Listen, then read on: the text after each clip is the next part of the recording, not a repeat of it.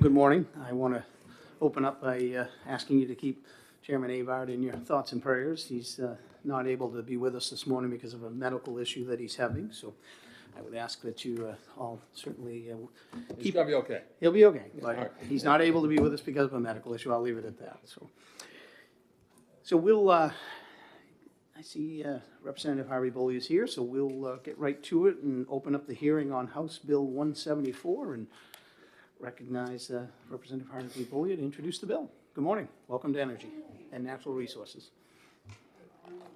Members, senators, thank you very much. And for the record, my name is Juliet Harvey Boley. I represent Belknap County, District 3, Tilden and Samberton. And I'm here today to introduce House Bill 174 relative to the filing of notice of intent to cut timber. And this bill is simply solving an issue for the New Hampshire Timberland Owners Association to proceed with their work in clearing timber within a timely fashion. So you'll hear more about the particulars from those that speak after me.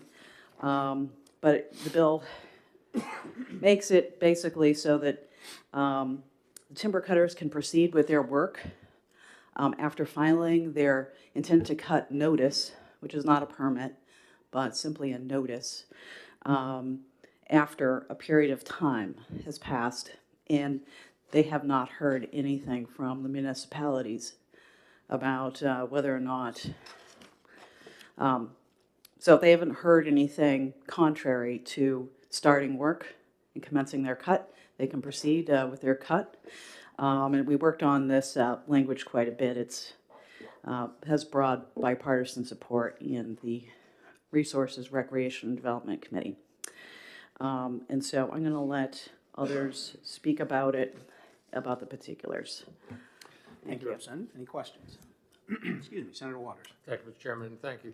So bottom line here is that folks who are cutting have to get out in the woods when they can. The schedules are kind of tight, and this bill is basically saying that if there's a little delay in the notice they should receive, they can get the work done. That's more or less what we're talking about. Thank you, Senator Waters. Yes, since there's so much money on the line, Yeah. and since the time frames are so short, and weather issues are getting possibly worse over time, time is of the essence. So this bill also, the language allows an out for towns. So if they at some point discover a problem, a discrepancy with, the way their intent to cut form is filled out, they can go and ask them to stop, and then they must stop until the issue is resolved. But I think it protects the towns as well if they're unsure, or if maybe they forgot it. Maybe they forgot about the notice, or they had a change in staff, what have you. They don't have to worry about the repercussions of stopping business in the town. Thank you. Good. Further Thank you. questions? No, great. Seeing none, we appreciate it. Thank you. So we'll call Michael Sharp. He's in support of the bill, and he is an actual logger, which is good. We'll let him get out of here so we can go out and play in the rain some more. Although I expect things are probably pretty muddy where you're trying to work today. We're not doing much right now. Thank you. Thank you for taking the time to hear me. I'm in support of the bill. Could you introduce yourself, please? Oh, just for the sorry, record? Michael Sharp, Grafton County, owner in Belknap County, Sullivan County of land also. Thank you. I run a mechanized logging crew where things happen rather quickly. This bill has been a real problem without this resolution, that towns will not, they just sit on it if they don't like the project. I have a town right now that's 4 months on one because they don't like it. The state's involved, the whole 9 yards. On the return of cut, it took several months to get the antenna cut because the town has no system in place, and it's not a small town. It's not like it's Pittsburgh, New Hampshire, or a very small town. They have another town. We're at our time limit today. Doesn't matter. I got time. Excuse me. But where it really takes effect is if I'm cutting one of you guys' property and the neighbor wants to come by and says, hey, I only got 5 acres. Can you get a little bit so I can make the field a little bigger? Well, sure. So I put that paperwork in that day. If the town sits on it a month, I've already left. I can't afford to come back. Well, you couldn't afford to pay me at that point where it wouldn't cost to do the harvest. Most of the time, most towns are excellent, but it's just occasion of these towns that don't want it. I have a town that my business is in. They don't care about timber tax or this. They say it's just a waste of their time, which blows my mind, but that's okay. So maybe it says education these towns need, maybe it's something, but we need to get this rectified, and if you guys would, approve this bill and hold the town's feet to the fire on the law, that'd be wonderful. Any questions? Questions? Thanks for coming down. Thank you. We appreciate Thank you for your time. Appreciate it. it. Jason?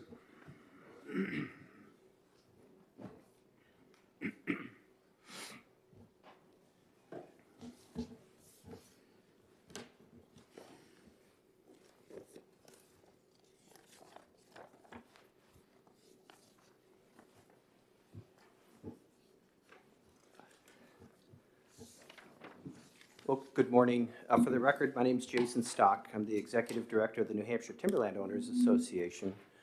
We represent timberland owners, forest products businesses, logging contractors, consulting foresters. And, the industry as a whole, it represents about $2.5 billion in economic activity. And a lot of that, almost all of that, I would say, starts with an intent to cut. When you start that timber sale, that's when the whole process begins. I'm a logging contractor or a landowner or a forester, and I am planning a timber sale. First thing I need to do is obviously size up the job, establish the boundaries, but then I have to file an intent to cut, which is Representative Harvey Bolia said, is not a permission, it's just a notice to that town that you're going to receive taxes from this property. There are going to be taxes owed. Timber is considered real property. And in the state of New Hampshire, there are 4 reasons an intent to cut a town can withhold their signing of an intent to cut. If a bond is required, let's say you're doing a timber sale on state land or public land, many times in that instance, the municipality will require a bond where if all the owners of record did not sign it, that's another reason they can withhold it if it's improperly filled out. Or if the land is considered unproductive, it's enrolled in what's considered the unproductive category of current use. In other words, it's not capable of growing trees, a bog, things of that nature. But for logging contractors such as Mr. Sharp, you cannot begin today, you cannot begin a timber sale until that intent to cut is signed. If you do, it's a violation. The forest rangers will come down on you and you will receive a violation. In current law, towns have 15 days to review it, make sure that the taxes are paid, the owners of record have signed it, and it's correct. And then the problem we're facing is what happens after 15 days if you don't hear back from the town one way or the other. And House Bill 174 answers that question. Today, you kind of go into this limbo. As you heard earlier in earlier testimony, I filed an intent to cut. It's been, a month. What's going on? And I can't begin because it's illegal to begin harvesting. I have equipment, I have crews I'm trying to schedule. So what's my recourse? And so House Bill 174 says, yep, you can begin on day 16. Make sure DRA is aware. Make sure they are aware that an intent to cut's been filed and that you've gone through the proper steps, and then you can begin harvest. If a problem is found, let's say there's an error on the form, I incorrectly put a tax lot number in or something of that nature, town can tell me, time out, we got to fix this. I stop operations, we correct it, and then we proceed.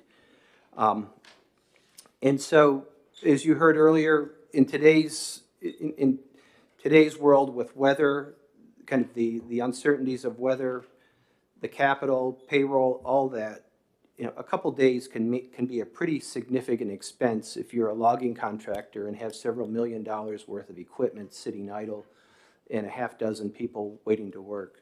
So 174 creates that opportunity. I will say that this is not a rampant issue. I gave you a copy of the intent to cuts that occurred in the last tax year. There's 2,226. I did the math. So there were 2,226 intent to cuts filed with towns all across the state. And like I said, this is not a rampant problem, but when it does occur, it is a problem. And so this bill answers that question of what happens after 16 days or 15 days. We worked with the members of the House Resources Committee. We wanted to make sure that this wasn't punitive. We weren't coming down on the town and saying, all right, gotcha, it's day 16. We want to start assessing damages or things of that nature. It does not remove a town's authority. They continue to review them, they continue to sign them, and if there is a problem, they can ask to cease operations. And so this was an attempt to try to resolve a problem in what I would say the most amicable way we could think of. The other thing that this bill does, and I've heard that there's some pretty good positive feedback, is within the municipalities, is it defines the time that a town has to take, when they get that intent to cut and they sign it. Current law says immediately. And what does that mean? Is that the selectmen meet Tuesday night? Is that first thing Wednesday morning? So what this bill does is it says you have 5 days. You have 5 days, that town has 5 days to send it. So again, it provides some clarity, provides some structure to what is a pretty dry and administrative process. But that is something that I've heard some positive feedback on. And so I guess I'll conclude my testimony with that. I hope you'll look favorably on this and vote it ought to pass, and I'm happy to answer any questions. Any questions? I think you did a good job. Thank you, Jason. Well, thank you. Matt Leahy.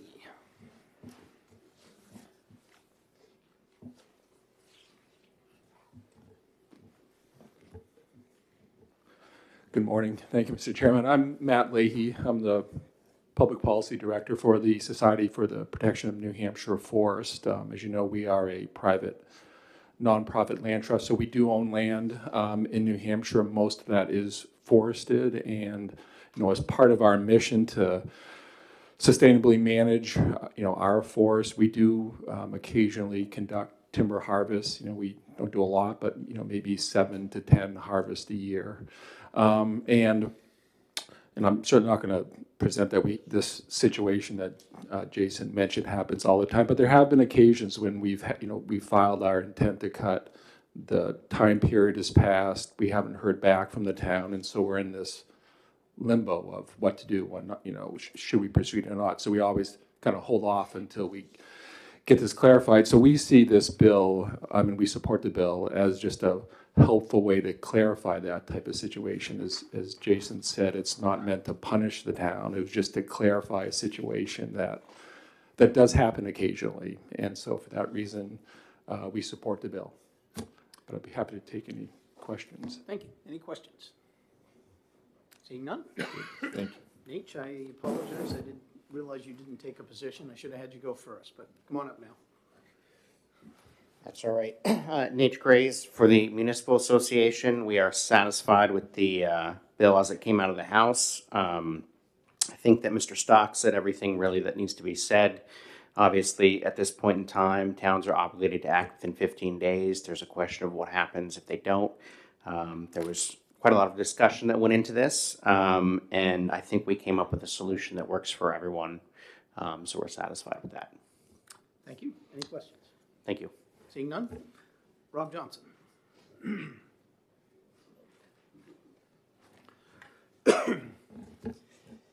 Thank you, Mr. Chair, members of the committee. For the record, Rob Johnson, representing the New Hampshire Farm Bureau, is the Federation's policy director. And we come at this, and we support the bill, come at it from the landowner perspective.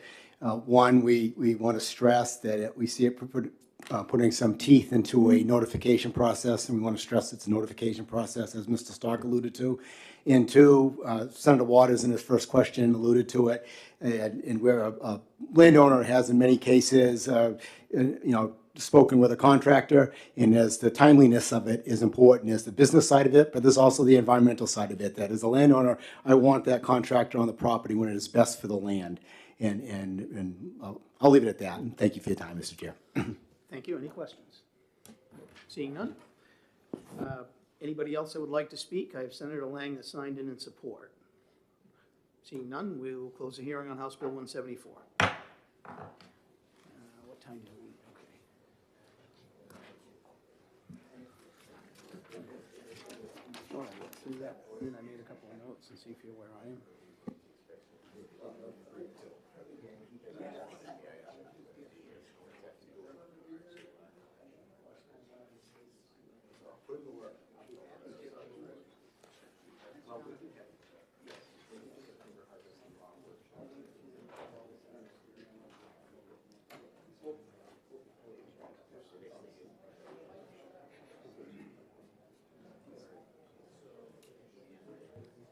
Okay, we will, is Representative Boyd here?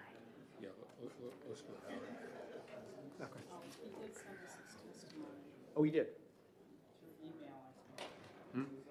Representative Boyd? I'll be glad to introduce it. All right. Senator Waters, if Thank you, you, Mr. Chairman. I'd like to introduce House Bill 534 relative to water assistance for natural disasters. thank you. Representative McGuire is here. He is in opposition, and we'll recognize him.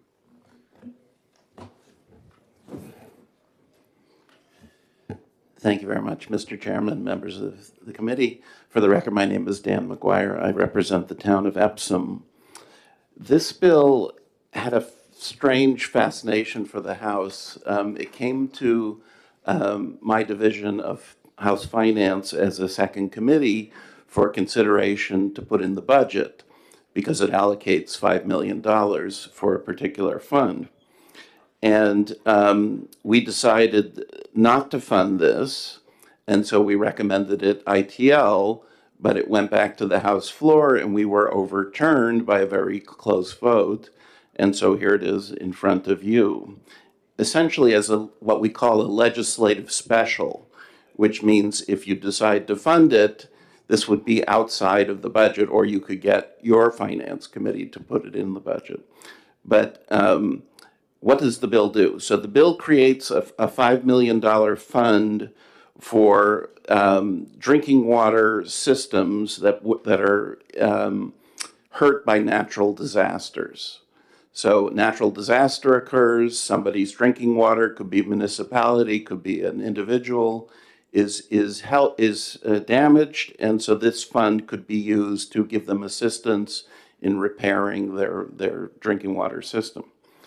The problem with it, from our point of view, is that we're not currently in a natural disaster. We had been in a drought, that's gone. And so just making a fund to sort of sit there and wait for a natural disaster to come by doesn't seem sensible to us. We have such a fund, it's called the Rainy Day Fund. So the Rainy Day Fund is $200 million or so that's there in case anything happens, whether it's something that affects drinking water or something that affects roads or something that affects, anything else, right? So rather than, you wouldn't do this yourself, right? You wouldn't make a separate bank account in case your roof breaks, and another bank account for your furnace, and another bank account for something else, right? You would have a general amount of funds in case, any kind of problem occurs, and then you would have funds for that. And that's what the state does with the rainy day fund. So this effectively is removing $5 million from the rainy day fund and putting it in a special purpose fund just for natural disasters, just for drinking water, right? It doesn't make sense. The other problem with this bill is that it has, and this is something my wife, Representative McGuire, asked me specifically to talk to you about, and that is it has what's called broad rulemaking authority. The bill itself does not define what's a natural disaster that would cause this money to be spent. It doesn't define who gets money. It doesn't define how much they get. It grants DES the ability to cover the costs of administrating the chapter, but it doesn't have any kind of limits on that. It doesn't say, you know, up to 10% of the grants or something like that. So it's very vague, and it asks DES to create rules to administer this chapter. So that's inappropriate. If you decide to pass this bill, I would request that you put those kind of details in the bill. Now, they'll tell you that they already have such a program for the drought, and this is simply creating money specific to that program instead of taking it from some other pot that they had. But if so, they have rules, and those rules should be, you know, they have procedures, and those procedures should be in the bill. So, thank you very much. Thank you, Representative. Any questions? Yeah, Senator Warren. Thanks for your testimony. You know, I understand how things happen on the floor, but it is the position of the House to support this bill. And if I may follow up, if it, you know, we're the policy committee and it'll go to finance, but if, I don't mean to ask you to speculate, Representative, but were we to find a way to fund this in our Senate finance, do you think that the House finance would scream in the committee of conference, or do you think this one would, if it was a reasonable way to pay for it, might be seen as a good way to help drought, because we have been hit so hard by drought in the last couple of years? Yes, thank you for the question. It is hard to speculate, but I mean, this is a relatively minor amount of money, as you know, in the scale of things, right? So I don't think this would be a big deal in that sense. Thank you. Yeah. Thank you. Further questions? Seeing none, thank you for your testimony. Thank you, Mr. Chair.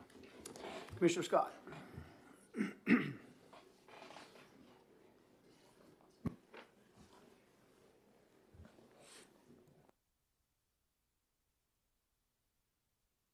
Go ahead, sorry. Good morning, Mr. Chair and members of the committee. I do have some written testimony. So again, for the record, I'm Bob Scott. I'm Commissioner for the Department of Environmental Services.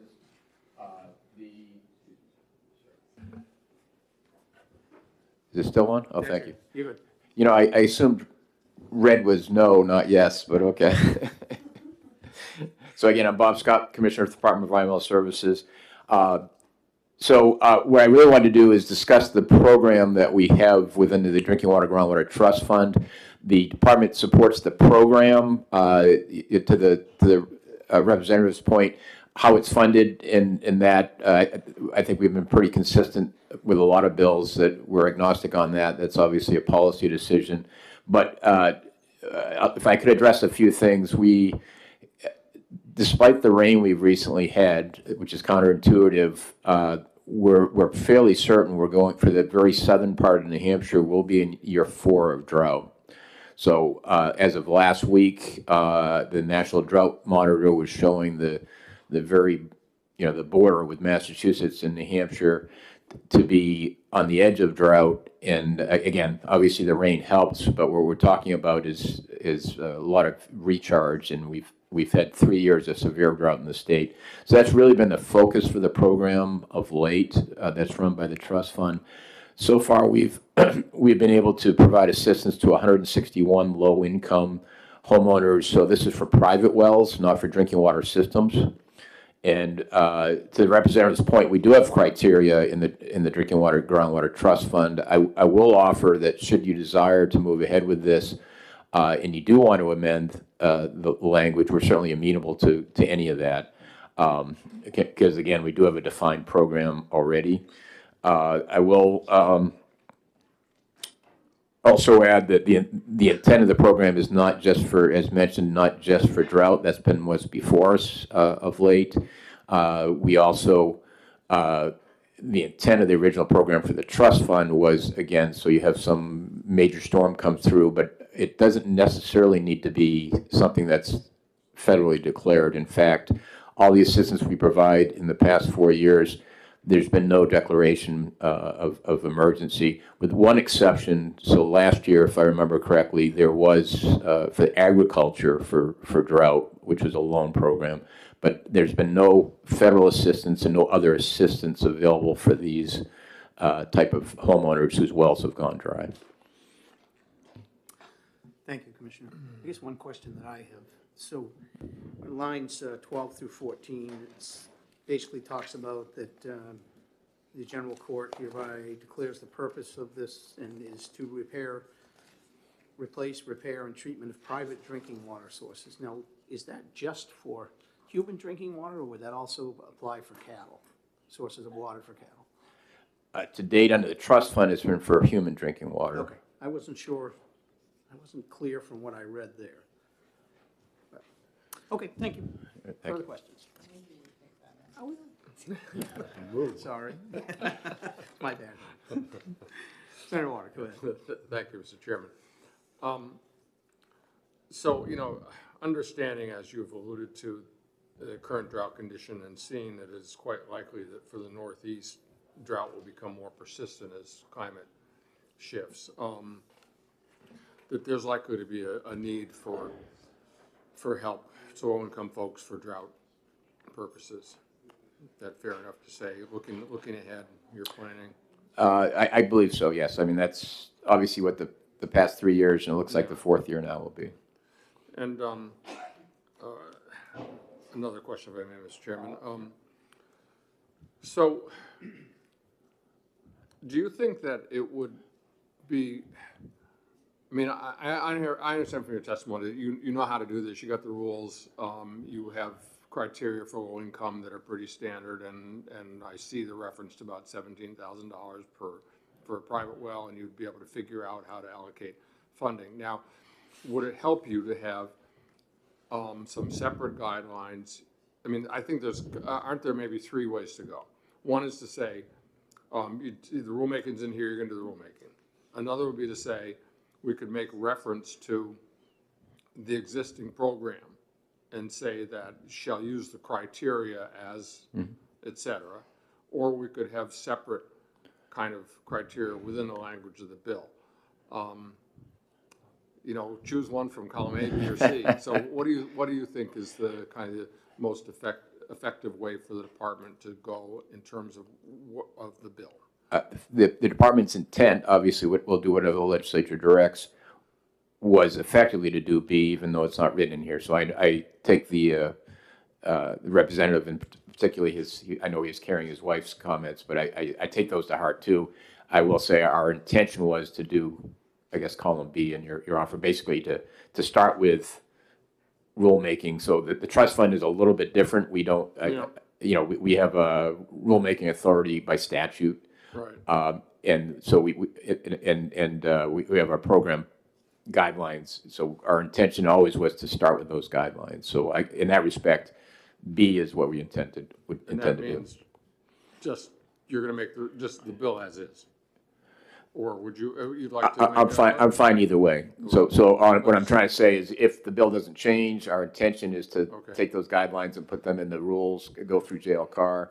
If we're certainly fine, as I mentioned, with some reference to those, so the legislature has a little understanding, more concrete. Or if you desire, we can help put some guideposts, if you will, within here that are outlined in our existing guidelines. So, Mr. Chairman, so I guess that what I'm hearing is that if you could provide us with a very small language that would just make reference to the existing Sure. that I think that would at least be a light touch that might help clarify things. That's fine. Thank you. Senator Bertha. Thank you, Mr. Chair. Thank you, Commissioner, for taking my question. So it says here, the general court hereby declares that the purpose of RSA 485J is to provide for replacement, repair, and treatment of private drinking water sources when needed to protect human health during and after the occurrence of natural disasters. You did say that that the drought is considered somewhat of a natural disaster. Now, as you know, Hampstead, we had a number of wells go dry a few years ago. Granted, they would not be eligible for this because they're not in the low income, but in a case where a low income family had the same situation, how did you rectify that? Because in their case, they had to they drilled 4 or 5 wells and they still couldn't find water. How would this rectify a situation like that? In that particular case, I'm not sure this would. So the criteria we've been using for the trust fund is, again, it's not been a federal natural disaster, but the criteria for drought is the National Drought Monitor, which issues every Thursday. They update the map, which includes New Hampshire. If that area shows in drought, then the program, you're eligible for the program. If a well driller verifies that your well is basically dry. In that case, neither one of those criteria were met. Yes, the well was dry, and again, I know there's some, I'm not sure where the lawsuits are going right now, but there was a well field that was dug right next to them. I think some would argue that caused them to have the issue, but there was no drought going on at the time, if you will. So the way we've been running the program, that would not have qualified. So the prerequisite is there needs to be some qualifying event before you can get the assistance. Follow, yes. Agreed, but in a case where a low-income family's well runs dry, what would the program do to help them and to rectify it? Right. Again, if it was a result of some kind of natural phenomenon, that would likely trigger and allow that. But if it's, again, your neighbor, your aquifer was damaged by your neighbor or something, that's more of a civil matter, if you will.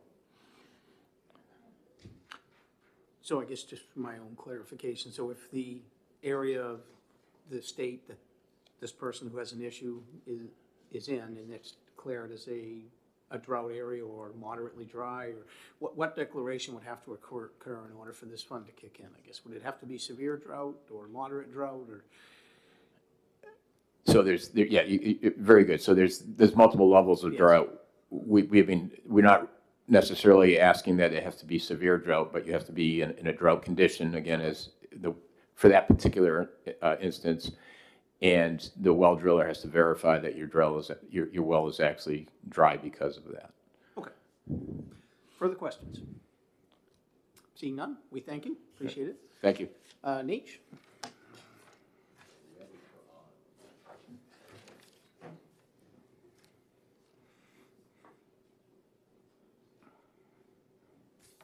Thank you, Mr. Chair. Nietzsche Graves from the Municipal Association. We do support this bill.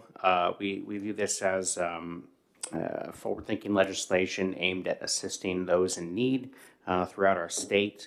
We're well aware that in the cases of natural disasters, not only drought, but other natural disasters, it's often local governments that are called upon as the first responders, are looked to. We certainly have statutory obligations under things like the welfare provisions to provide aid to anyone who needs assistance in municipalities. So we are pleased to support legislation that would provide some state assistance as well. I'm happy to answer any questions. Thank you. Questions from the committee? Thank you. None. I think you're off nice and easy. Anybody else that would like to testify on House Bill 534? Seeing none, we're going to close the hearing.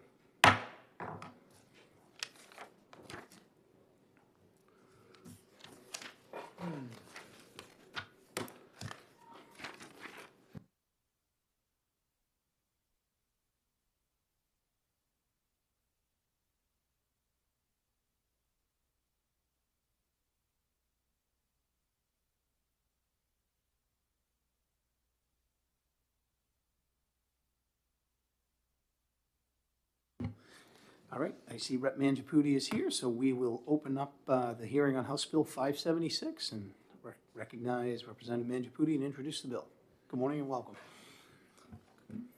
Good morning, Senator, Chair, and the committee to allowing me to be here and introduce the bill. And as you can see, HB 576 is a CPACE Commercial Property Assessed Clean Energy Bill that passed the House. Even though we didn't need to be in finance, it went through two finance committees and passed the floor on voice vote. And what I'm trying to do with the bill is to bring in clean energy investment into New Hampshire.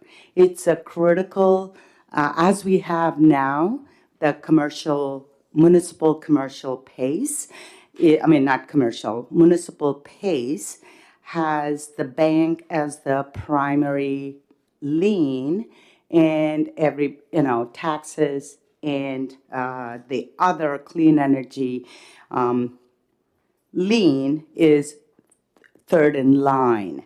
So just to clarify, this will enable the clean energy investment, especially currently what we are going through with housing and renewable energy, developing new larger scale energy. So it started out with a very different bill, and the way I've amended at the House, in the House, has come to a very good point where we can confidently say the local municipalities have the ability to do the district. So I have a small request of working with the Bankers Association, working with the Clean Energy, New Hampshire, trying to make this work for everybody so we can bring in the new investment, not just for clean energy, but this is also conservation, efficiency, restoring old buildings into housing. So it's a multitude of it. So what I'm looking at is when you go down page, what is it? Page 1, 2? No, this is line after line 15, inserting this. I think it's page 2 on this side. Page 1, sorry. It doesn't say page number here, so I'm at a disadvantage with that. To add, as you can see, priority collection and enforcement, the collection of special assessment under this, the whole line, line 15, part of it is struck, and that refers to RSA 80:19. And just after the service charges period, adding except that the PACE lien will have an equal priority position along with the real estate taxes. However, each financial institution can decide if they will accept this priority position in terms of making a lending decision. So giving the lender, prime lender, mortgage lender, a decision to consent to this additional lien on clean energy. And the big difference between what this bill does and what currently exists is whatever improvement is done for clean energy stays with the property. It doesn't go with the borrower. So Representative, do you have that language? I written out? do. I got have it there? sent it to, yeah, Okay, thank If I you. may Yeah. ask a clarification. sure. Attorney Micah. Senator Waters? Yeah, thank you. I don't think that, Thank you.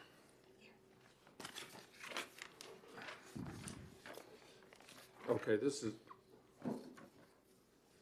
Well, maybe I'll let Senator Altshuler speak to this, because where you have it in the grammar doesn't work, so. if Okay. you think, All right, well, we'll let her yeah, finish her I testimony. think, I see this, and we'll Okay. let you Con- take. continue on. take Okay. that, but Thank Thank you. So yeah. because, when you go to page 2, that refers to RSA 53-F:5, that has the consent language from the bankers in Bankers Association. And I worked with them, and that is very critical to have that consent. So because they are the prime mortgage lender.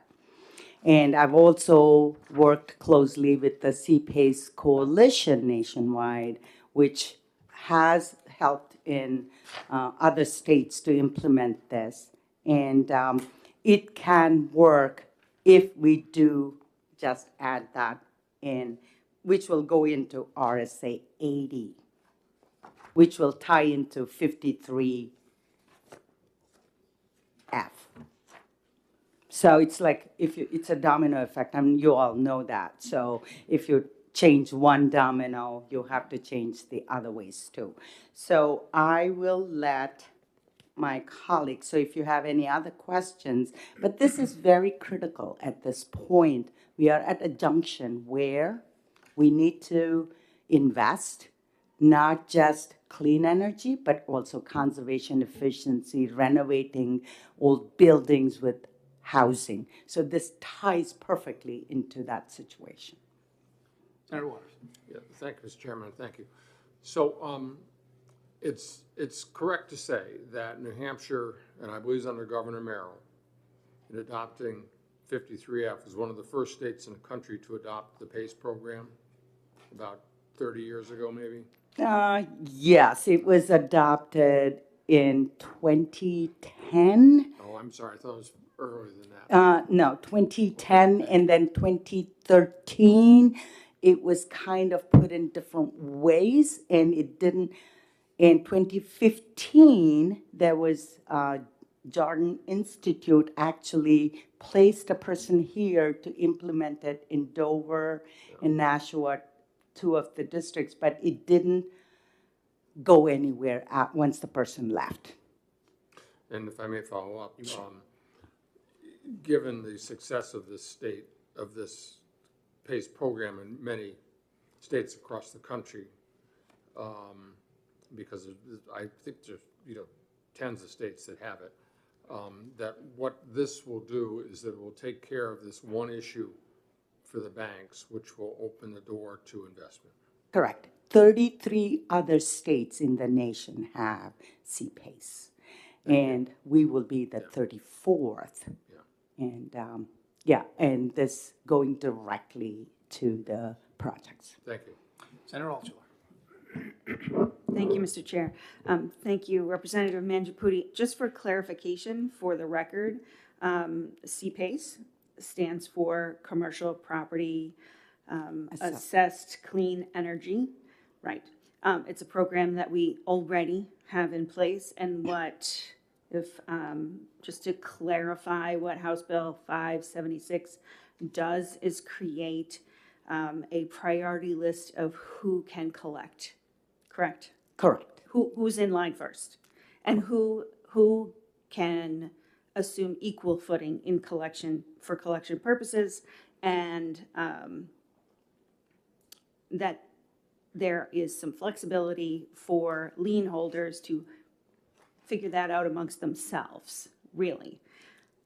Correct. Absolutely. Okay. You're absolutely correct. Okay. In terms of commercial PACE, we do have municipal PACE, which is more residential, and commercial is much larger scale, millions of dollars that people are willing to invest. And how do we get that investment into our state? And you're absolutely right. This creates an opportunity for the local municipalities, local lenders, local property owners to work together to avail these pot of money that's not currently being invested because of this enabling legislation is needed. Further question? Follow-up? Yeah. And just for clarification's purposes for our committee hearing record, a CPACE program uses borrowed capital in order to invest in clean energy like solar, for instance, for commercial buildings on the front end. Rather than trying to retrofit afterwards, it makes that investment in an alternate energy source on the front end. Correct. So Great. let me give Okay. you another Thank you. explanation of how the CPACE works is during construction, they can get the CPACE for the energy efficiency and that kind of aspect of it to build a larger building or retrofit. And once the construction is done, that's the construction loan. Many times, CPACE doesn't need to invest further. They can take the money, I mean, they have invested, they brought it to the point, and that's repaid. But there could also be an opportunity for loan to continue over extended period so that commercial folks can avail this opportunity to get 15-year loan, a 20-year loan, and it's a private equity and private investment group that will, it's not, and it in conjunction with the government grants or, it multiplies. So Representative, I'm trying to make sure I'm understanding. Okay. This is a little bit complex. It is. So the intent of the bill would be, your hope is that this will create more opportunity for clean energy investment on the front end of a project. Is that correct? Correct. It's not just solar. It could be heat pump, solar, wind, and passive buildings, which is a in thing now where energy efficiency and conservation, all those things from the get-go. So my concern is in reading your language a few times here that you want us to add. If we put a PACE lien to have an equal priority position with real estate taxes, that puts it in front of the real estate loans. And that could be, in my opinion, a concern for getting any type of funding for the project as whole. It could put that in jeopardy. No, it won't put it in a front. It would, that's why the language at the end where you have to get the consent of the prime lien holder. Correct. So I may ask Mr. Hale to come Yes. and speak to that because if I understand correctly, the priority order on real estate, on on liens, real estate taxes are first paid, and then the real estate lien is next. And if you put this PACE lien there, you'd be putting it in front of the real estate lien, I think. No. We'll ask Mr. Hale. Yeah. And also what it does is when the lien is, because it's staying with the property, if this only comes in if there's a foreclosure. Understood. Yeah. So when there is a foreclosure, the CPACE lien only collects what's due at that time of foreclosure. It's not the entire amount. The bank gets the entire amount mortgage and they have to service it again because it stays with the property. The taxes will be collected, whatever is due for that month or that period for lien will be collected. Yeah. I hope I have made it clear, but it's more, I have to apply for a PhD in CPACE. That's how I feel at this point. I spent hours in trying to get this together. Representative Priest. Okay, so thank you. You're very welcome.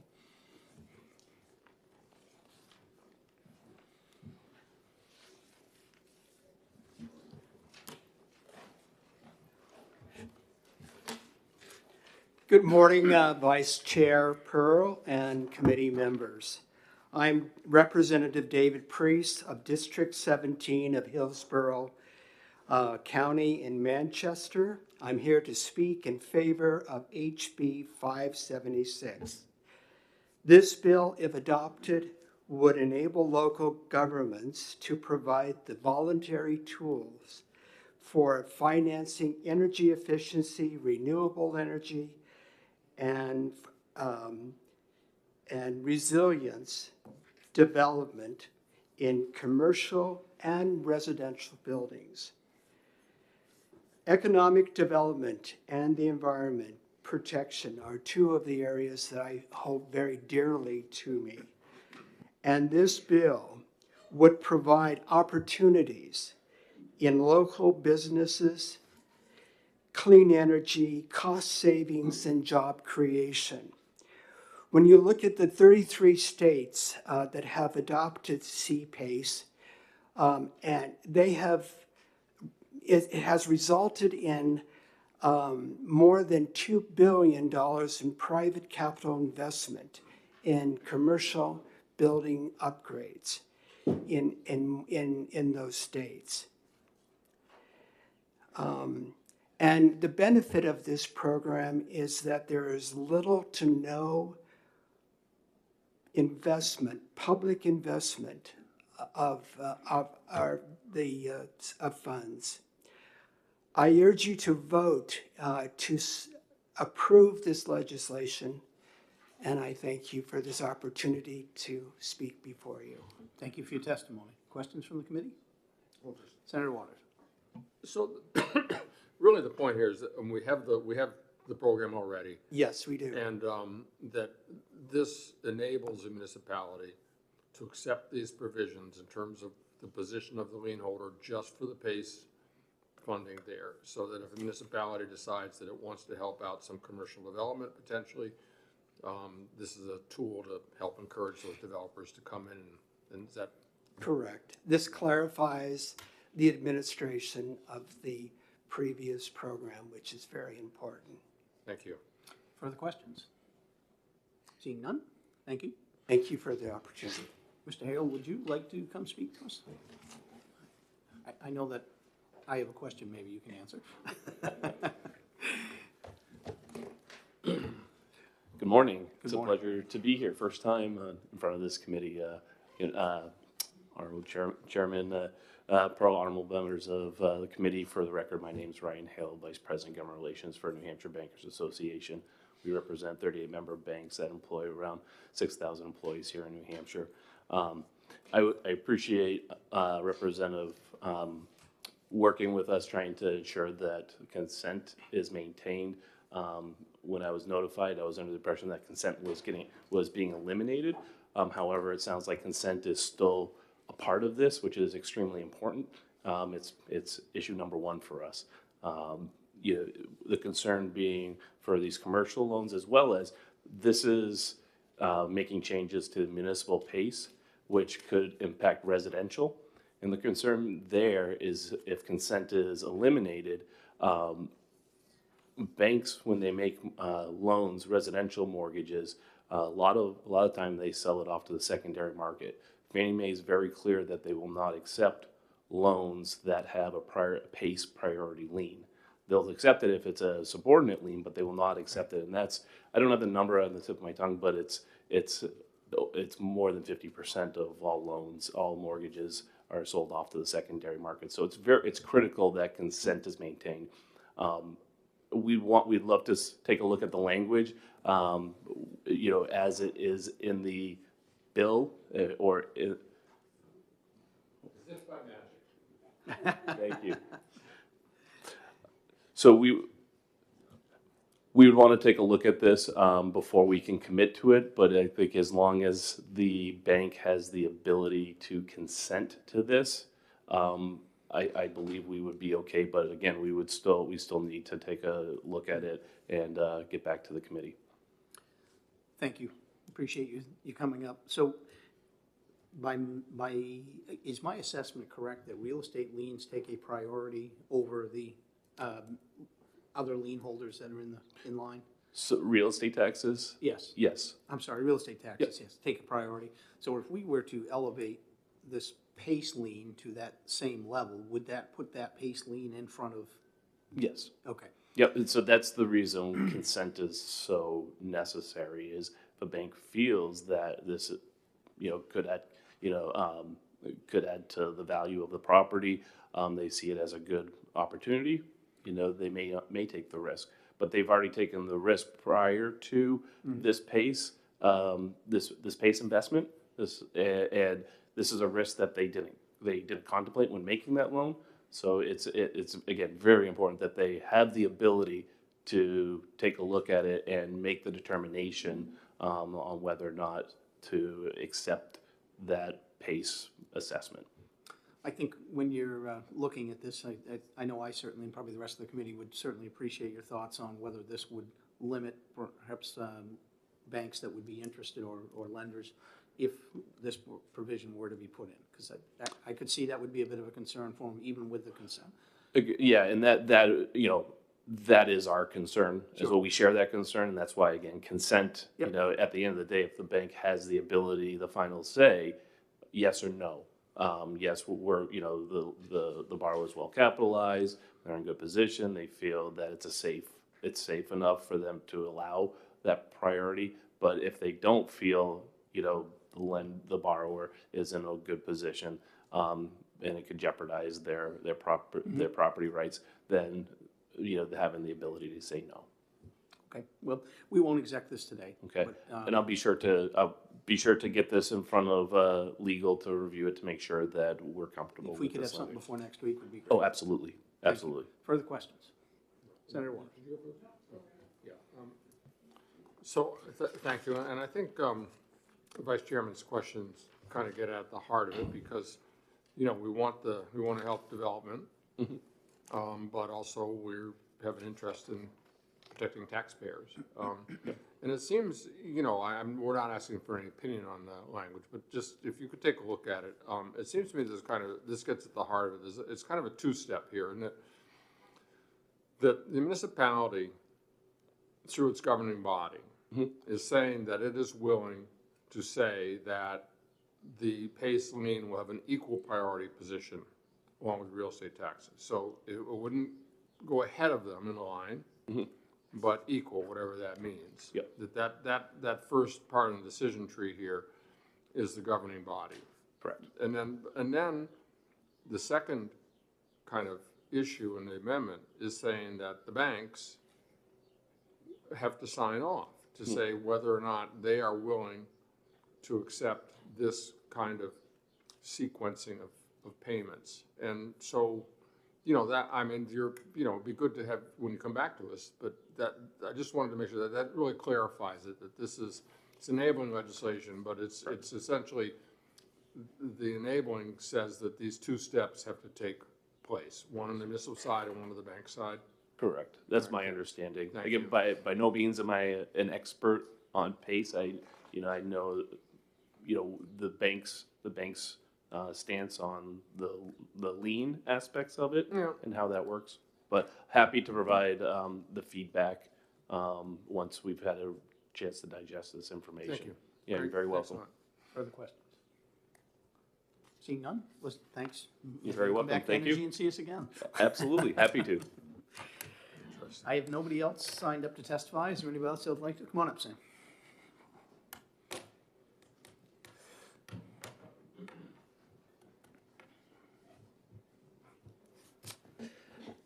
Thank you, Mr. Chair, members of the committee. For the record, I'm Sam Evans-Brown, Executive Director of Clean Energy New Hampshire. We are supportive of this legislation. I thought maybe I could take a moment and take a step back and talk about what, you know, at sort of a basic level, what we're talking about here, which is a mechanism to allow private capital to fund these improvements in a way that makes sense for these types of improvements, right? And so what does that mean? These are often very capital-intensive investments that take a long time to pay themselves back. And often, if you think of yourself as a homeowner, the average American homeowner lives in their property for only 8 years. If you're going to make an investment that's going to pay itself off over the course of 12 years, it's pretty tough to make that choice as a rational economic actor. So if the cost of that improvement follows the property instead of the borrower, that's the fundamental idea that PACE is trying to solve. It started in California in 2008. New Hampshire was not far behind in 2010, but there's a fatal flaw that has caused New Hampshire's PACE legislation to never take off, and it's this question of the position of the loan, the position of the lien. So if there's a default, It is a given that all the other lenders get paid first before a PACE financing entity gets paid, which has meant that no lenders have wanted to come anywhere near New Hampshire's program with a 15-foot rusty pole. So that is what this bill is trying to solve. I think that we're very close to getting there. I'm really glad that Representative Mangiapudi has managed to get this bill this far. And I think that with a little bit of collaborative work over the course of the next week, we can get you all the language that really enables this program to finally take off in the state of New Hampshire. I can tell you, we have been following this bill somewhat from afar, but last week when it seemed like it might actually get through this year, I started to get text messages about it from members of Clean Energy New Hampshire saying, are we actually going to have PACE legislation that passes this year? So I can tell you there is a lot of interest in seeing this get across the finish line, and I'm happy to help get it there. Thank you. If we were to pass the bill as it is without the amendment, would that still help move things forward? That is a good question. I will confess that I've had to come up the learning curve on PACE finance very quickly over the past 2 days. So I would defer to folks smarter than myself, and I will try to get a firm answer to that question over the course of the next week. I do think the bill as amended has important improvements, right? And the most important thing is the striking of that language that asserts that PACE lien must be junior, which is what's in statute now, and that's the fatal flaw with New Hampshire's program as stands. Figuring out, how we get the bank's buy-in and at what stage of the lending process that happens, and where and how we design that into the statute. I'm happy to work with Representative Mangiapudi and Mr. Hale to try to figure that out this week. Further questions? Seeing none, thank you for coming in. Anybody else? All right, seeing nobody else, I'll close the hearing on House Bill 576. I'll move exec. Exec has been moved. Do we have a second? Moved and seconded. All in favor? Aye. Any opposed?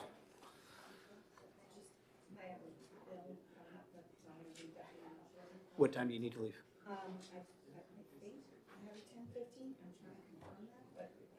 Okay. So, just to make sure they're on time. Yeah, that's. You need to make sure they're on time. Yeah, exactly. So I've got, Mine was almost 2 hours late last night. I've got a simple amendment to House Bill 252 that I would like to move House Bill 252 ought to pass. I'll second. And hopefully you've got the amendment. I know it got forwarded a while back. If you don't have a. I've seen it, so I'll move, or you want to move your amendment? Well, I'll move the amendment. Does everybody have a copy of it, or would you like me to have copies made real quick? It's been a while since it was forwarded to you, so. Okay.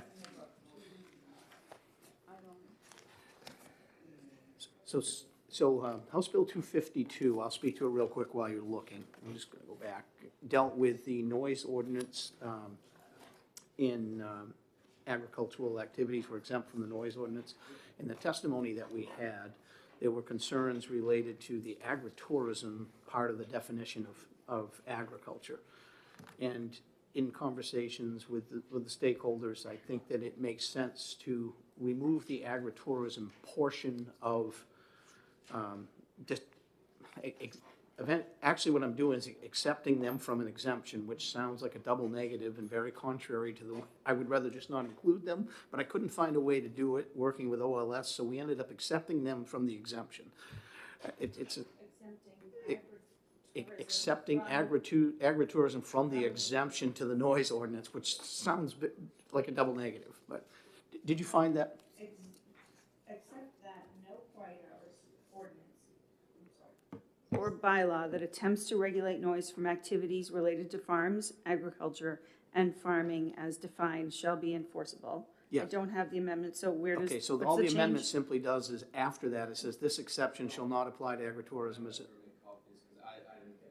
Okay, it should have gone out, but if it didn't, we'll get it. I have a copy here if you need it. Why even put that, why not just take the quiet hours out? I don't. Because it's so entwined in the statute that it's difficult to do it. And I worked with OLS because I thought I don't need to accept them from an exemption. I'll just take them out of the exemption in the beginning. You can't do it very easily. And would it be fair to say that this version has the municipal association? Yes, it does. I've Okay. run it through the municipal association. They are fine with it and Accepting from the exception. accepting from the exemption. And it's, like I said, it sounds very backwards to me. Yeah. And I tried desperately to just not include them in the exemption in the first place, but it was way too convoluted and it was easier just to accept it.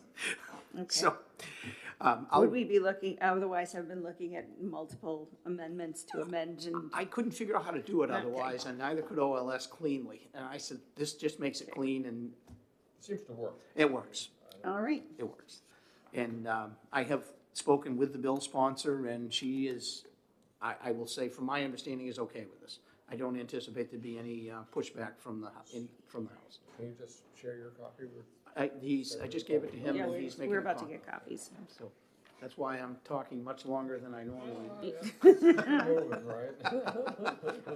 Okay, so if you will look on the amendment, when you receive it, starting on line 11 and going into line 12, I've simply added the line, "This exception shall not apply to agritourism as defined in RSA 2134A 2B5."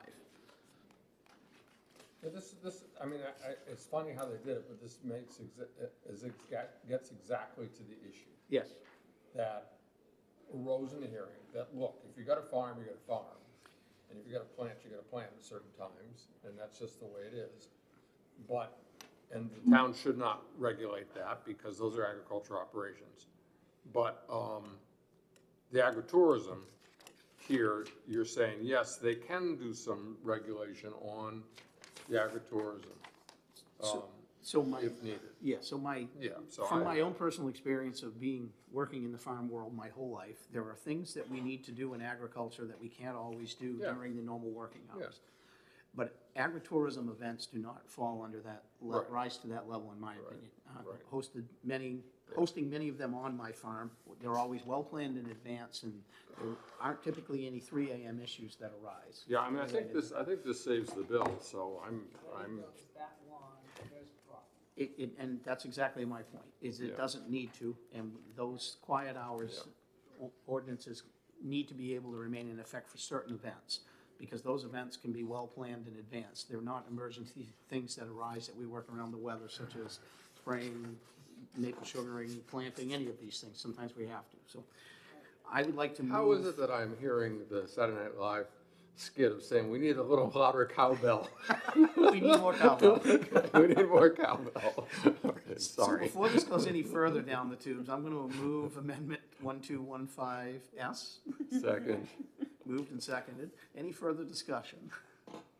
Seeing none. All in favor of the amendment, say aye. Aye. Aye. Any opposed? Now we have Now ought to you- pass as amended, Yeah. which I moved, Ready to and I don't vote? remember who seconded. I second all passes amendment. Seconded. Any further discussion? Seeing none. All in favor, say aye. Aye. Any opposed? We can't place anything on consent because we only have the Yep. 4 of us, so I will Okay. take this one out. Very good.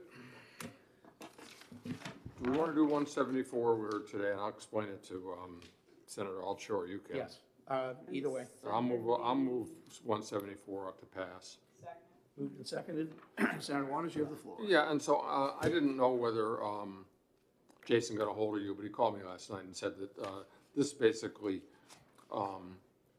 means that, this notice of intent to cut has to be filed and it has to be accepted.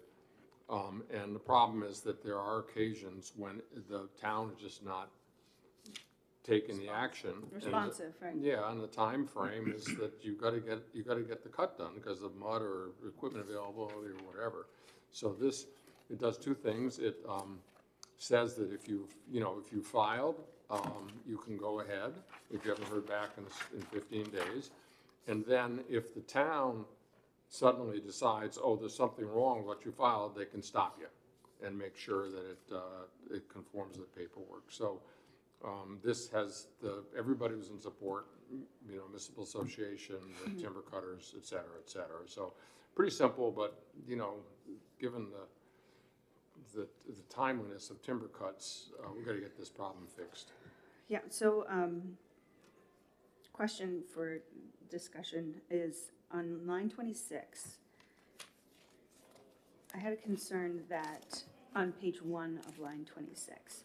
me It get says, back if there. submitting owner has met all the conditions for approval, and the intent is not signed by the assessing officials within 15 days, which is what we're just talking about,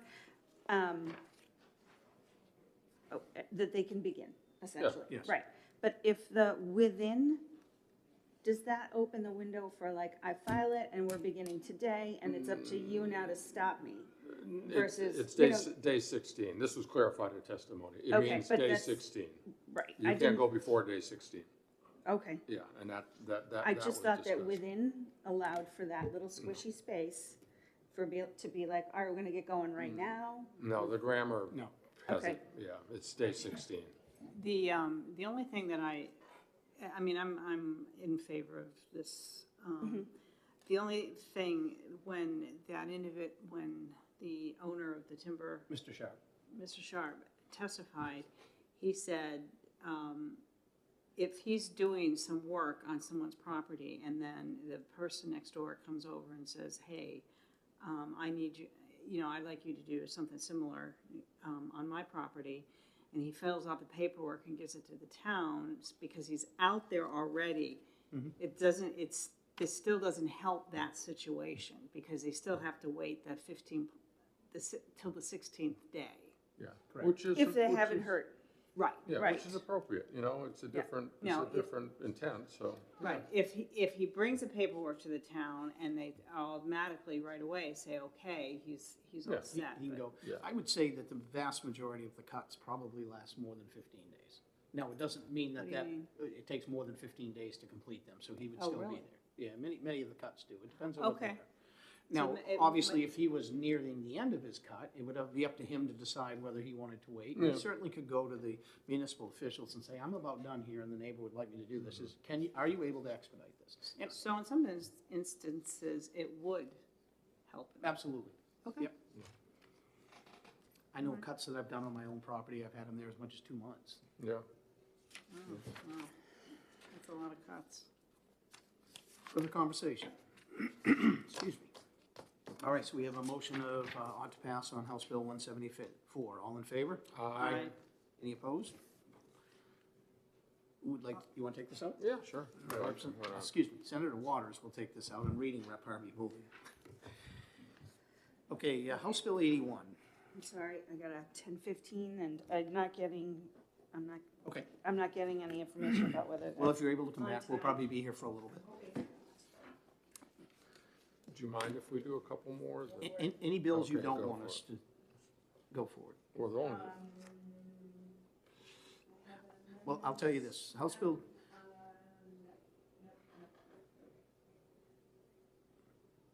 Just the one we just heard. yep, okay. Oh, 442. we're not gonna do that yet. No. Great, thank you. Nope. Okay, thank you. I'll be back. House Bill 81. Thanks, Deborah. Which one? House Bill 81, I'll move, ITL. I'll second. Senator Waters, you want to speak to your motion? That's the propane gas one. Oh, excuse me. Let me withdraw my motion just for a moment so we can discuss. Okay. I think we heard in the hearing a commitment from the board and from everybody to make sure that they get at this issue. Yep. And my only question was whether, I mean, I take them at their word, but if we retained it, it would be something kind of hanging over the head rather than ITLing it. But I'm fine either way. I do think that they'll do it, but, sometimes if you retain, there's a bill there to have the context of our decided to do something if the problem isn't taken care of. So I will But- say this, in my conversations with Mr. Scully, Yeah. and some of the members, then, this problem has already been solved, the one that originally was brought forward. All right. And they've done a really good job and been very responsive in any other issues that have arisen. So I'm pretty comfortable with ITLing, Okay, then I will move ITL. and I will second. We have further discussion. Seeing none, all in favor? Aye. Any opposed? You want me to take this out, or you want? Why don't you? Okay. For the committee. I will do that. You were taking out 174. Yeah. And I was taking out 252.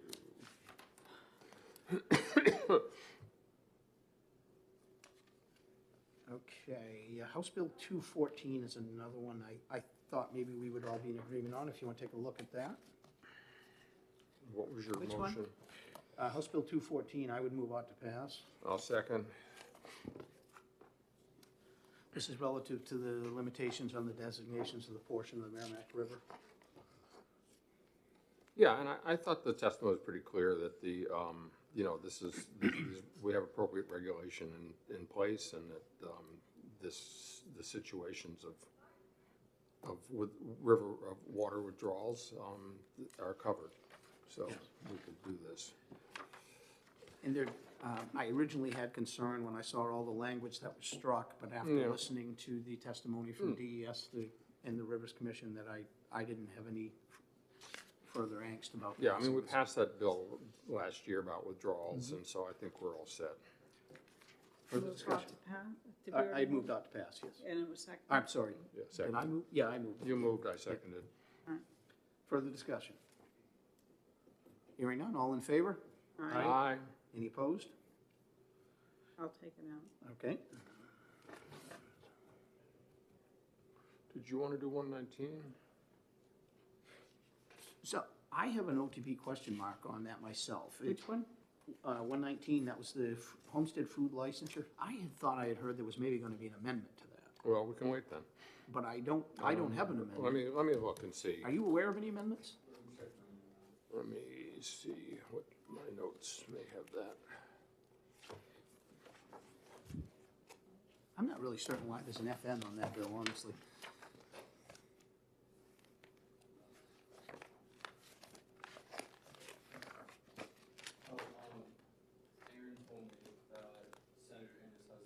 Okay, then we're gonna hold that bill. I Well, thought if it's going to finance, I'm not sure that it will. There's a $0 fiscal note.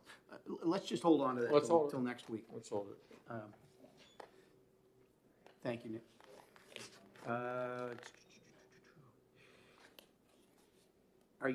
Where are you guys on House Bill 257? This is the carrier of last resort obligations. Do we want to discuss that today, or would we prefer to hold on that? Well, I just heard last night from Glenn Brackett, kind of raising the issues that were raised before about it. So I suppose we ought to wait.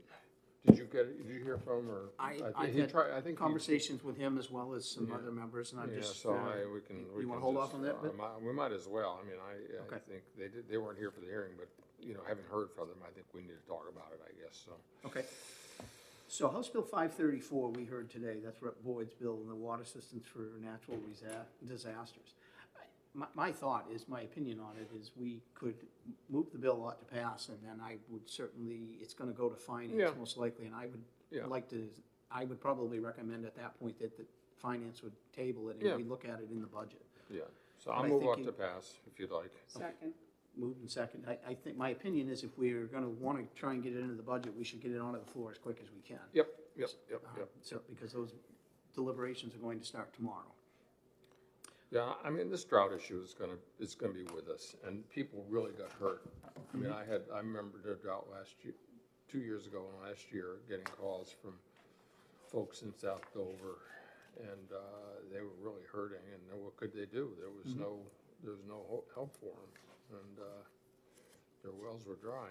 Well, from a policy standpoint, I'm supportive of it. I certainly understand and But the money respect. is the money. Yeah, I certainly understand and respect the opposition to it that was brought from House Finance, but I think this would be the appropriate way to handle Well, it. that's why I asked him the question, if we found Yes. the money, would you still have fits? And he said no, so it's, you know, that would, but good question to ask, and that's why it's going to finance, so. Further discussion? Hearing none, all in favor? Aye. Aye. Any opposed? I'll take it out. All right.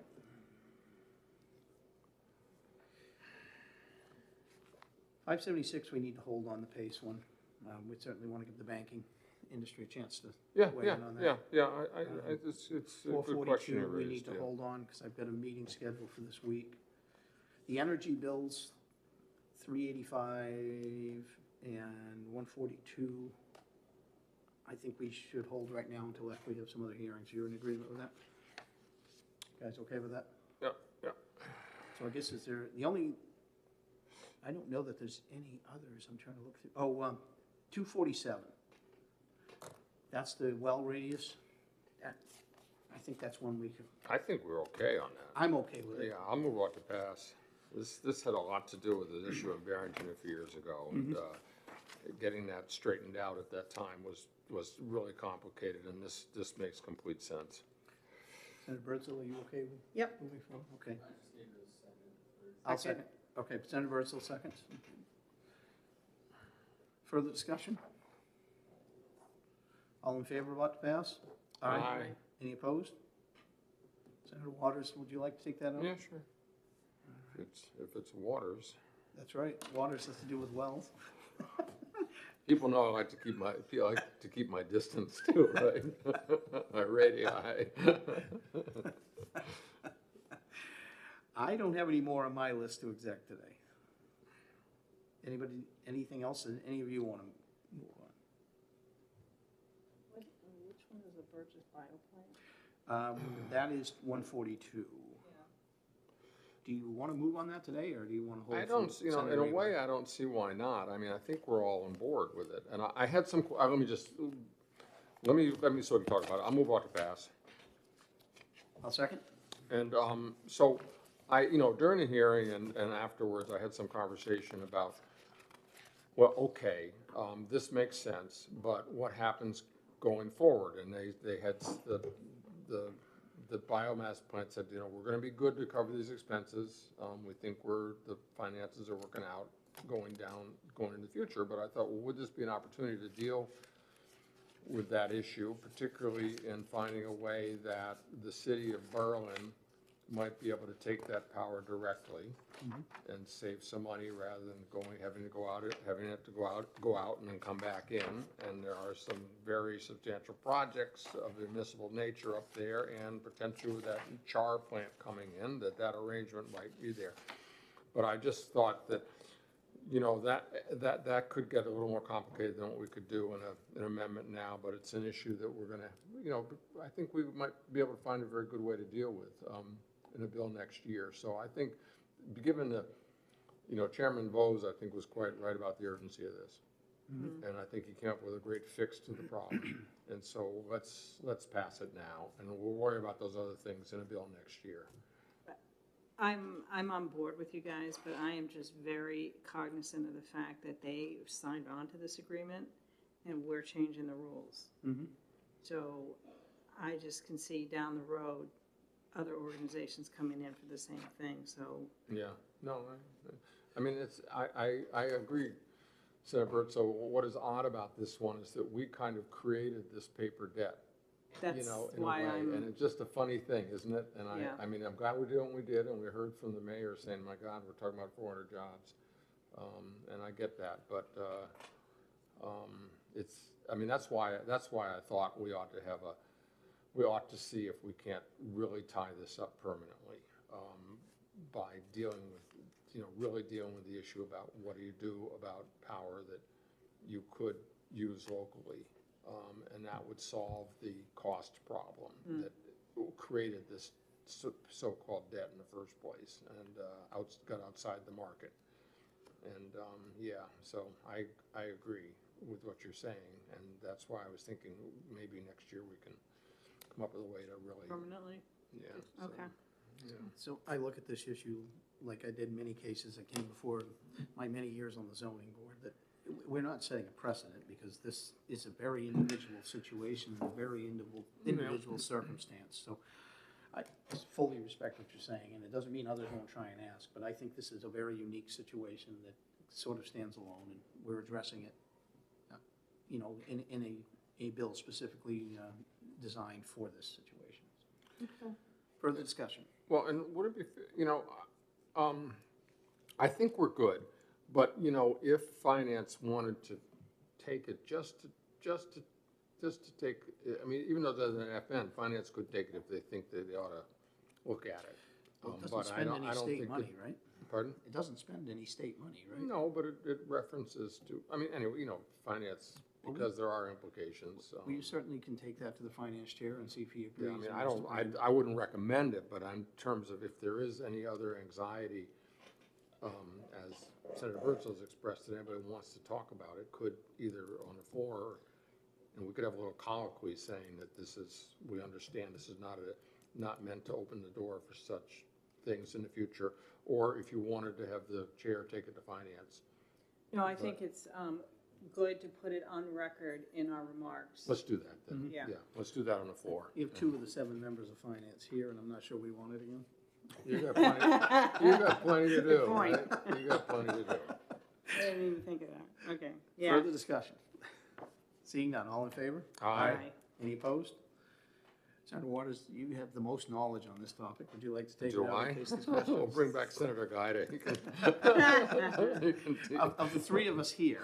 Yeah, well, all right, sure, I'll take it out. We can always give it to Kevin if he's. We could. I mean, by the time we meet, why don't we give it to the chair? Because by the time we meet, he'll be here. He'll be very appreciative of us. Yeah, let's do that. I'll let you Okay. text him and tell him. Yeah, I think actually that's the most appropriate, yeah. Any further bills? Or Huh? Any further bills we want to move on? I don't have any on my list. I think we did. What else do we have today? Have we done? 385, I want to hold on 442, I want to hold on 231, and I want to hold on 576. We just. We got 119, 231, And 385. Yeah, 257. 231 I want to hold. 385, 257, we decided we wanted to wait on. Yeah, okay, so, all right. 385, 442, and 576. Yeah, 442 I want to hold, and 576 we want to hold. And looking into the misty future. Yes. 2 of us won't be here next week.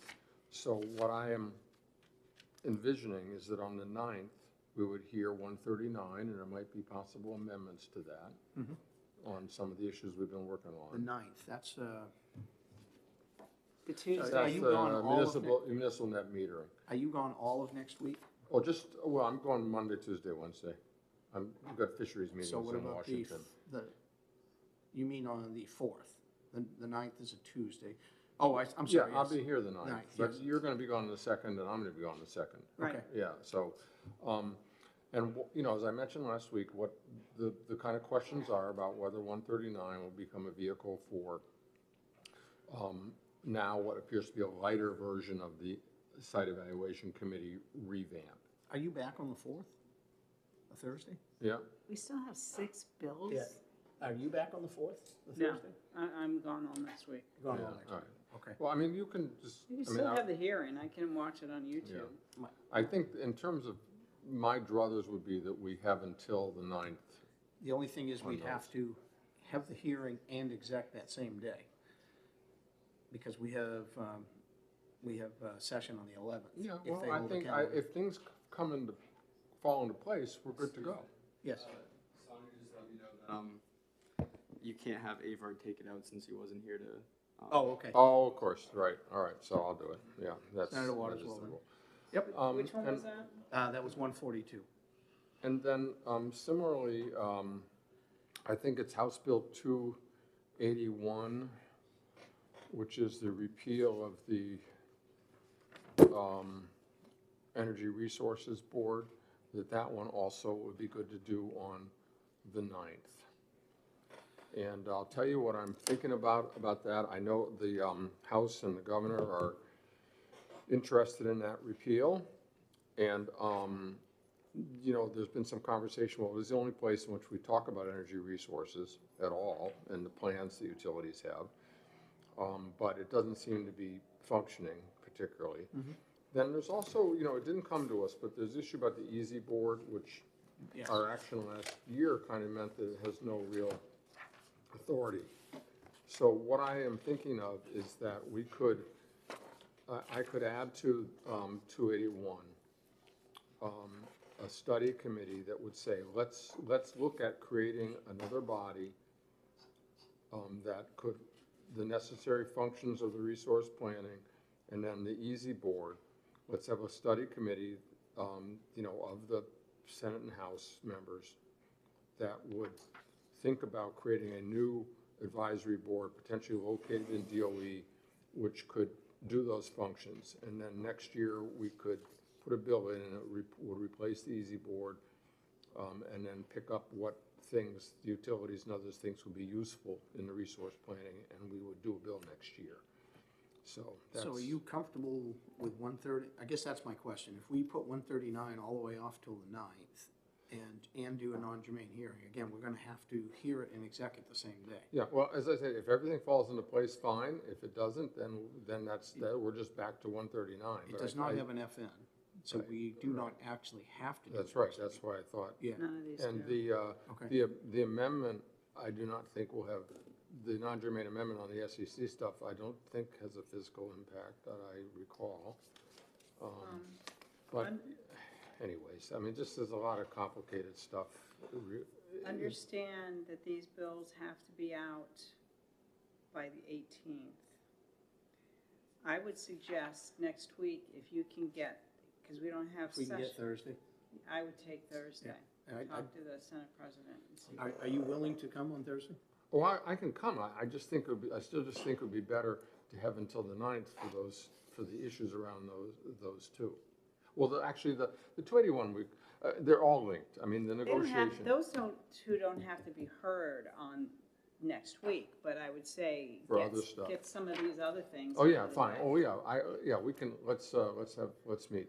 So. Let me just make sure that we So don't have. 5-9, you want to do 139, and 281 you want to do. Right. I'm sorry, 281 and 139 you want to do on 5-9. Yeah. Right. And let me just check the calendar for next Thursday, because I just want to make sure we don't have capital budget. Yeah, we do have, I have capital budget starting at 9 and going to 3. Wow. So you're- On the 4th, on Thursday the 4th. Now, if you want me to dash out and come exec some things, fine. We wouldn't be execing because Senator Bertzel wouldn't be here. On the 4th. Oh, you're going to be here, all right. I was trying to do hearings on these other 4 bills to get them out of the way. But if you're going to be tied up, then I guess we're going to. What are the other 4? Department of Energy on the effectiveness of the system, Bennett. No, that's the one wait a minute. Oh, yeah, that one we could do. That's a pretty simple bill. The acquisition of agricultural land on development rights. Yeah. Cost compliance with the disclosure of the electric renewable portfolio standard, and establishing a committee to study extended producer responsibility. Well, the issue is that, Senator Bertzel won't be here. And you won't be. I won't be here. All right, then But if you and we assume Kevin will be. I don't know what his status would be in a week. I would hope he would be back able to do it, but I don't know that. It might just be Senator Altshuler either. Okay. That's a little. We better not do that. Tough. Okay. We'll stay working. Sorry. I'll tuck in and we're gonna have this amendment on 5-9. Now, do you have 2 amendments? I think that it's hard. I mean, there may be some other things that we do with that, because look. How about if I notice 1 amendment? We got, the only non-germane one is gonna, and I will have that, for 5-9, and I'll have the amendment number, because once I sign off on it. But what it does for the site evaluation committee is it cleans up the whole process for the site evaluation committee, clarifies a lot of things about public participation and what the departments do in that process. But we can get it all into 1 amendment? Oh, yeah. Anything you wanna do? All right. But this version does not go the full way of getting rid of the SEC and having the PUC. Well, if the committee decides to add a little further to it, then we can. Yeah, but As a it is committee. non-germane, but the other things that might come into play is you will see what has happened to some of our bills in-house. That's a good point. That were very high priorities of some of, of Senator Lang and Senator Avard, et cetera. We've probably got time to put 1 more on that day. Do you want any of Well, these other 4? anything you want, we'll have a day that. So we could gotta get certainly done, put we get 211. done, yeah, so, System benefits charge, all right. we'll I mean, put I that think on. a lot of those others are pretty simple, so I don't see why if you wanna put them all, put them all. That might be a heavy lift, to put 6 bills in a non-germane amendment. I mean, Yeah, I've it done might it be in a little ED, heavy. I've done it in ED&A, but it can be a heavy lift. Some of these get lengthy. Yeah. and Understood. You mean EDA in the Senate or the House? No, in the house here. I've done Well, Saturday. that's when you have all day. Yeah. We No, I only had have 4 hours. I only had 3 hours. Yeah, okay, I'm gonna put these 4 on. Accept the motion, And go out of exec, if we're done? I'm sorry that things are kind of up in the air, but there's That's just okay. a whole lot of moving pieces, and everything might fall apart, okay? And then everything might fall apart, and we just end up kind of, about some of our bills, then kind we'll- of doing the kinds of things we try to do about our bills And when we've things got a happen few in the bills house. we But can I think exact. I really think that there's a potential here to get some good progress. Well, if they do, then we've also got some bills we could exec on 5/9 too, the remainder of Yeah, what we have. yeah. Okay, you want us to vote to go out of exec? Yeah, do I need a motion? So moved. Moved and seconded by Senator Birdsell. All in favor? Aye. Any opposed? We're out of exec, and our business is done for today, so thank you to the committee. We move to adjourn, and I second.